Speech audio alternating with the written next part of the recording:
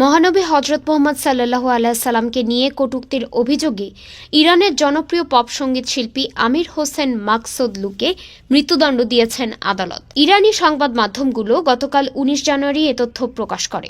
সংবাদ মাধ্যম ইতেমাদ প্রতিবেদনে জানিয়েছে, ধর্মীয় অবমাননা সহ অন্যান্য অপরাধে তাকে ৫ বছরের দণ্ড দেওয়া হয়েছিল, কিন্তু সেখানে আপত্তি জানিয়েছিলেন প্রসিকিউটররা। তাদের আপত্তির বিষয়টি গ্রহণ করেন সুপ্রিম কোর্ট। তার বিরুদ্ধে মামলাটি পুনরায় চালু করা হয় এবং মহানবীকে কটূক্তির দায়ে অভিযুক্তকে এবার মৃত্যুদণ্ড দেওয়া হয়েছে। তবে দণ্ডের বিরুদ্ধে আপিল করতে পারবেন এই গায়ক। টার্কিশ পুলিশ ২০২৩ সালের ডিসেম্বরে তাকে ইরানের হাতে তুলে দেয়। এরপর থেকে জনপ্রিয় এই গায়ক কারাগারে বন্দী আছেন। ডেস্ক রিপোর্ট, আজ বার্তা, ঢাকা।